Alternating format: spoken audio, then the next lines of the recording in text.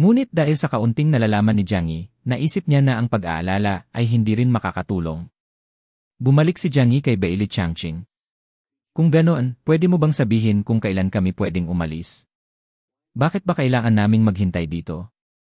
Napangiti si Bailey Changqing kahit halata ang pagod. Sana nga alam ko rin. Kayo'y naiwan dito para maghintay at kami naman ang kailangang magbantay sa paligid nyo. Nabalitaan ko na may biglaang nangyari kaya ang mga opisyal ay nagtipon sa isang mahalagang pulong para pagplanuhan ang susunod na hakbang, dagdag ni Bailey Changqing habang napabuntong hininga. Masyado silang abala kaya di nila kayo napuntahan. Napatawa si Jiang Yi kahit medyo alanganin. Parang hindi maganda yan, medyo kinakabahan tuloy ako. Napayuko si Bailey Changqing, napabuntong hininga ulit at bakas ang pag-aalala sa kanyang mukha. Sino ba naman ang hindi kakabahan? Kapag tumindi ang sitwasyon, tayo ang mauuna sa harapan. Bilang kapitan ng pangkat ng investigasyon, alam ni Bailey Changqing na siya ang mangunguna sa kanilang grupo kung sakaling lumala ang sitwasyon. At sa pagkawala pa lamang ng kanilang border captain na si Bian Jianwu, nabawasan na ang lakas nila. Iniisip niya kung may makakabalik pa ba sa kanila kung magkakaroon ng malakihang labanan. Nakita ni Jiang Yi ang pagkabahala ni Bailey Changqing kaya kinuha niya mula sa tagong bulsa ang isang bihirang pakete ng Marlboro Light na sigarilyo.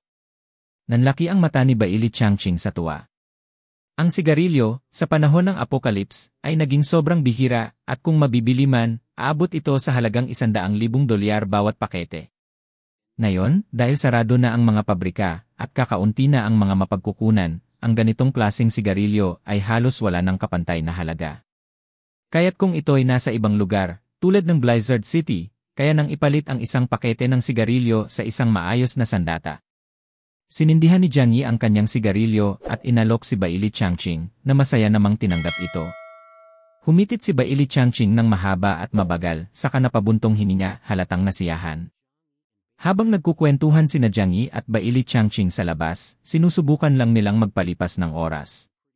Nakakasawa na kasi ang maghintay sa loob, kaya naisip ni Jiang Yi na mas mabuting makipag-usap na lang kay Bailey Changqing para malaman ang iba pang balita tungkol sa nangyayari sa rehiyon ng Jiangnan. Hindi lang sila ang nasa labas, marami rin ang nandoon, nagpapahinga at nilalanghap ang sariwang hangin. Dahil sa mga gwardyang nagbabantay ng mahigpit, walang pinapayagang umalis, pero kahit papaano'y nakapagpahinga sila ng kaunti. Maya-maya, may narinig silang kabuluhan sa malapit. Nagkatinginan sina Jiang Yi at Bailey Changqing, parehong nagtataka. Tara, tingnan natin kung ano yon, excited na sabi ng isang naroroon. May nag-aaway daw. Aba, mukhang interesante, natatawang sabi naman ng isa. Tara, nood tayo, parang nakakatuwa ito. Pagkarinig nito, mabilis na kinausap ni Bailey Changqing ang mga gwardya sa paligid para malaman ang nangyayari. Makalipas ang ilang sandali, nakuha niya ang sagot. Nakita niyang may pagtataka ang mukha ni Jiang Yi kaya ngumiti siya at sinabi, mukhang may nag-aaway sa labas. Kumunot ang noo ni Jiang Yi at napangiti ng bahagya. Papahintuin mo ba sila? Napailing si Bailey Changqing. Hindi, basta't hindi nila sinisira ang kahit ano dito sa Blizzard City o nanggugulo sa mga residente, hayaan na lang. Hindi naman yan bawal sa mga patakaran ng Blizzard City. Napatawa si Jiang Yi at umiling. Mukhang sobrang bored na ang iba, nag-aaway na lang para lang malibang. Ngunit biglang nagbigay si Bailey Changqing ng pilyong tingin kay Jiang Yi at sinabing, alam mo, may narinig akong ilan sa mga nakikipaglaban ay taga Tianhai City. Nag-iba ang ekspresyon ni Jiang Yi at lumaki ang kanyang mga mata. Taga Tianhai City, ulit niya. Bago sila pumunta rito, malinaw niyang sinabi sa kanyang grupo na huwag manggulo o makipag-away sa ibang tao mula sa ibang lungsod, lalo na ngayon, bago ang mahalagang pulong. Kaya sino kaya ang sumuway sa kanyang utos at nakipag-away? Sana naman hindi mula sa kanyang grupo. Agad naman siyang niyaya ni Bailey Changqing. Gusto mo bang tingnan mismo? Hindi na sumagot si Jiang Yi at diretsong nagtungo sa pinanggagalingan ng ingay, kasabay ni Bailey Changqing. Pagdating nila, nakita nila ang malaking grupo ng mga tao, lahat nanonood at nagsisigawan. Sige na Ukininam, kaya mo yan. Huwag mong tantanan, sigaw ng isa. Ipakita mo ang galing mo, dagdag pa ng iba. Si Bailey Changqing ang nanguna, at habang dumaraan sila sa gitna ng karamihan, nagbigay daan ang mga tao. Sa wakas, nasa unahan na sila at nakita ni Jiang Yi kung sino ang nag-aaway. Si Chen Jingguan, mula sa kanyang sariling grupo, ang nakikipaglaban kay Sun Jianming ng Osawa City. Madaling naintindihan ni Jiang Yi ang sitwasyon. Ang grupo ni Chen Jingguan at ang puwersa ni Sun Jianming ay parehong nag-operasyon malapit sa dagat at marami na silang naging hindi pagkakasunduan noon. Nang malakas pa ang North Rain Base, ang yumaong si Wei Dinghai ay madalas nakikipaglaban kay Sun Jianming at malamang hindi siya naging mabait dito. Pero ngayon, dahil humina na ang Tianhai City, kaunti na lang ang natitirang lakas nila kumpara dati. Mukhang naisip ni Sun Jianming na ito na ang tamang pagkakataon para bumawi, at sa tingin ni Jiang Yi, nagkasagutan ang dalawa hanggang sa nauwi sa suntukan. Habang papalapit sina Baili Changqing at Jiang Yi, ilang gwardiya na nakaitim na combat uniform ang yumuko bilang pagbibigay galang kay Baili. Si Baili Changqing, bilang isang mas mataas ang ranggo at kilala sa grupo, ay lubos na iginagalang ng mga gwardiya bilang isa sa kanilang mga senior. Ano nang nangyayari rito? Tanong ni Baili Changqing sa isa sa mga gwardiya. Bahagyang kumibit balikat ang gwardiya, may kaunting ngiti sa labi. Gusto lang nila magpaligsahan. Humingi sila ng permiso at wala naman kaming nakitang dahilan para hindi payagan. Mukhang interesado rin ang gwardiya sa laban, gaya ng karamihan ng mga tao roon. Nakatitig si Jiang Yi sa nagaganap na laban, nakakunot ang noo habang iniisip kung ano ang ibig sabihin ng sagupaan na ito para sa mas malalaking suliraning hinaharap nila. Si Sun Jianming ay may kakaibang kakayahan, mukhang bahagi siya ng enhanced mutant na nagpapalakas ng katawan. Ang mga braso niya ay malalaki, parang sa gorilya, at ang mga kamay niya ay naging higanteng parang malalaking palad ng bentilador. Sa kabila niya ay si Chen Jingguan na halatang hirap na hirap. Maraming sugat at pasa ang katawan nito. Malinaw na hindi niya kayang pantayan si Sun Jianming. Mayabang na nakangiti si Sun Jianming habang pinapanood si Chen Jingguan na pilit bumabangon. Kung ang dating boss mo, si Wei Dinghai, ang nandito, baka maganda pa ang laban. Pero ikaw? Tumaas ang kilay niya at minitian si Chen. Wala ka. Narinig ni Chen Jingguan ang sinabi tungkol sa kanyang yumaong pinuno, kaya ang mga mata niya ay nagliyab sa galit. Sumigaw siya ng buong lakas at umatake kay Sun Jianming. Ang kilos niya ay napakabilis, parang kidlat, at sa ere ay umiikot ang katawan niya, parang malaking ahas na susunggab kay Sun Jianming. Pero hindi na tinag si Sun Jianming. Kalmado, halos inip na inip ang hitsura niya nang sabihin, ipapakita ko sa iyo kung ano ang hinahanap mo. Iniunat niya ang kanyang higanteng mga kamay at hinablot si Chen Jingguan, mahigpit na hinawakan. Sa gulat ng lahat, para lang siyang humihila ng lubid habang hawak si Chen Jingguan. Ang lakas ni Chen ay dapat nagbibigay sa kanya ng kakayahang gawing sobrang elastiko at matibay ang katawan niya, halos parang goma na kahit bala ay hirap makasira sa kanya. Pero nang inatake siya ni Sun Jianming, gumamit ito ng kakaibang puwersa na nagpadala ng alon ng enerhiya sa katawan ni Chen Jingguan na direkta namang tumama sa kanyang mga laman loob. Napaduwal si Chen Jingguan at sumirit ang dugo mula sa bibig niya. Ngunit hindi doon tumigil si Sun Jianming. Tumawa siya habang iniikot-ikot at hinihila si Chen Jingguan na parang lastiko, na tila'y isa lang basahan. Malinaw na tapos na ang laban. Napakalaki ng agwat ng lakas nila. Walang laban si Chen Jingguan. Para lang siyang laruan sa mga kamay ni Sun Jianming. Ang mga nanonood ng laban ay nagkakagulo, nagsisigawan at nagtatawanan bilang suporta kay Sun Jianming. Sige, tama yan. Upakan mo. Pakita mo kung sino ang mas malakas. Ganito ba ang ipinagmamalaki ng Tianhai City? Nakakatawa. Akalain mo, leader daw siya. Walang kwenta. Kung ito na ang pinakamalakas nila, wala na talagang maipagmamalaki ang Tianhai City. Grabe, akala ko dati sobrang lakas nila, pero ngayon, halata namang walang laban. Habang tumatakbo ang laban, nagsimulang magbulungan ang ilan sa mga tao. May mga nagniningning pa ang mata sa interes. Tianhai City, ha? Sabi nila mayaman at maunlad daw doon. Hindi patas ang laban na ito, isa itong pangbobogbog. Walang kalaban-laban si Chen Jingguan kay Sun Jianming. Sa pananaw ni Jiang Yi, ang antas ng lakas ni Chen Jingguan ay nasa gamma level ng LV3 lamang, mas mahina kumpara sa pinakamalalakas na mandirigma mula sa Tianhai City. Kung hindi namatay ang dating leader nila na si Wei Dinghai, hindi sana umakyat sa posisyon si Chen Jingguan. Sa panonood ng laban, halatang wala sa lugar si Chen Jingguan. Pati ang mga kaalyado niya mula sa dalawang pangunahing base, na nasa malapit, ay hindi naglakas loob na tumulong. Alam nilang ito'y isang labanang one-on-one, at kung ganito na ang itsura ni Chen Jingguan, wala rin silang magagawa. Hindi biro ang mga mandirigma mula sa Osawa City. Samantala, si Xingtian, na matagal nang nanonood, ay nawawalan na ng pasensya. Hindi na niya masikmura ang ginagawa ni Sun Jianming, pakiramdam niya ay sobra na ito.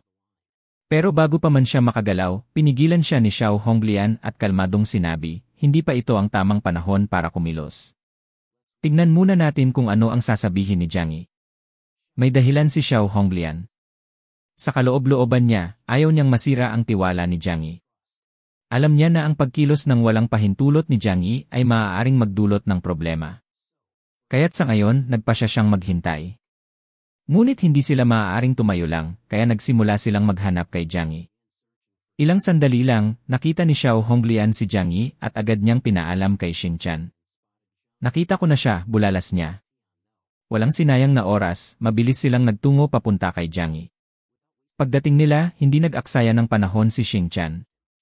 Tinanong niya agad, kapatid na Jiang Yi, dapat ba tayong kumilos? Ngunit mumiti lang ng malamig si Jiang Yi at tumingin sa malayo.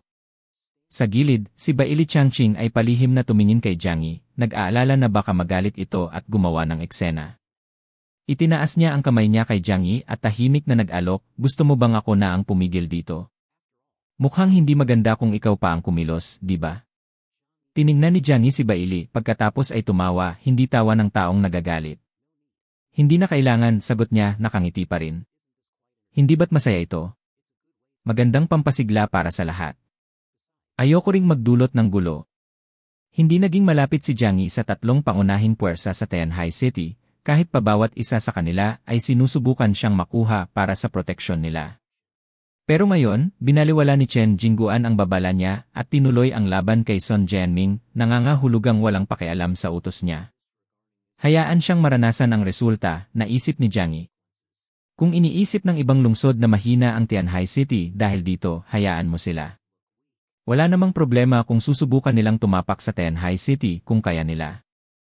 Ilang minuto ang lumipas, tahimik na nanonood si Jiang Yi sa gilid, nakatitig ang mga mata sa laban.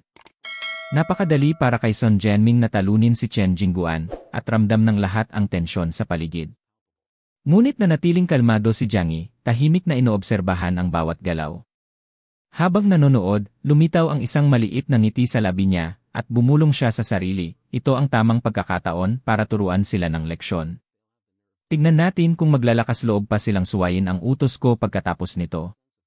Ang mga salita niya ay puno ng kumpiyansa, parang alam niya na kung paano magtatapos ang lahat.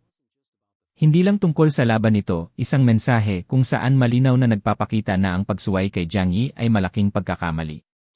Nang tumalikod siya mula sa laban, umalis si Jiang Yi nang hindi na lumingon pa. Para sa kanya, hindi sulit ang oras niya para sa isang laban na ito.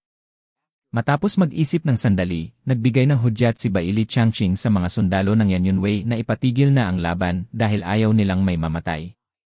Pero sa puntong iyon, halos wala nang malay si Chen Jingguan dahil sa matinding bugbog na inabot niya. Ang insidenteng ito ay nagpakita sa lahat ng nanonood na humihina na ang kapangyarihan ng Tianhai City. Kung ang tulad ni Chen Jingguan ang maituturing na leader, marami na ang nagsimulang magduda sa lakas nila. Nang bumalik si Jiang Yi sa kanyang upuan, unti-unti na ring bumalik ang iba.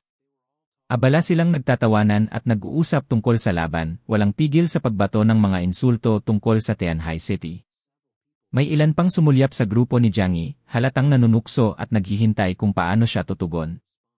Napabuntong hininga si Liang Yu. Ngayon, mukhang magiging mas mahirap na.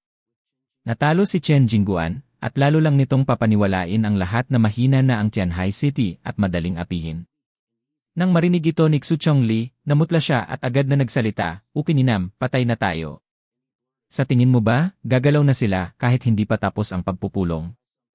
Halata sa kanyang boses ang labis na kaba, parang inihahanda na niya ang sarili sa pinakamasamang mangyayari. Ngunit hindi nagpadala si Uncle Vu. Kalma, ngunit may otoridad niyang sinabi, hindi sa tingin ko. Hindi papayagan ng Blizzard City na basta-basta silang gumawa ng kaguluhan. Ang tono niya ay may tiyak na kumpiyansa, parang alam na alam niya ang takbo ng mga bagay. Ang pagkakaiba sa reaksyon ni Xu Chongli na balisa at Uncle Vu na kalmado ay nagdulot ng tensyon sa grupo. Sino kaya ang tama? Tanging oras lamang ang makapagsasabi. Makikita rin sa ibang tao ang pagkabahala, kitang-kita ito sa kanilang mga mukha. Tahimik lang si Jiang Yi. Wala nang saysay ang magsalita pa ngayon. Ang mahalaga ay kung ano ang susunod niyang gagawin. Pagkatapos niyang ayusin ang mga bagay sa Blizzard City, plano niyang ipakita sa lahat na may malalakas pang mandirigma ang Tianhai City na hindi basta-basta sumusuko. Biglang dumating sina Xiao Honglian at Xing Chan, dala si Chen Jingguan na bugbog sarado. Kahit nahihiya, hindi nila maiwan si Chen dahil bahagi pa rin ito ng grupo nila mula sa Tianhai City. Umupo sila malapit kay Jiang Yi. Basag at sugatan ang hitsura ni Chen Jingguan, pero mabuti na lang at hindi sumobra si Sun Jianming. Masakit ang katawan ni Chen, pero buhay siya at maayos naman. Habang nakaupo sila, rinig na rinig ang mga tuksuhan at tawanan sa paligid. Namula ang kanilang mga mukha sa galit at kahihiyan. Si Jiang Yi naman ay parang walang pakialam kay Chen Jingguan, masaya lang siyang nakikipagkwentuhan at nagtatawanan kina Zokir at Lu Kairen na parang wala si Chen doon. Sa wakas, hindi na nakatiis si Xiao Honglian. Lumapit siya kay Jiang Yi at nagtanong, Jiang Yi, pwede mo bang tanungin si Zokir kung kaya niyang tingnan si Chen Jingguan? Sa tingin ko, baka nasaktan ang internal organ niya. Hindi man lang lumingon si Jiang Yi at malamig niyang sinabi, siya ang nagpumilit makipaglaban, kaya dapat kayanin niya ang resulta, hindi ba? Bahagyang napahiya si Xiao Honglian. Alam niyang galit si Jiang Yi dahil binaliwala ni Chen Jingguan ang utos nito at itinuloy ang laban kay Sun Jianming. Alam din ni Chen Jingguan na may kasalanan siya, pero sinubukan niyang magpaliwanag. Hindi naman sa padalos-dalos ako. Tinulak lang nila ako sa ganon. Nakikipag-usap lang ako sa isang dating kaibigan nang biglang dumating si Sun Jianming at insultuhin ang dating leader ko, si Wei Dinghai.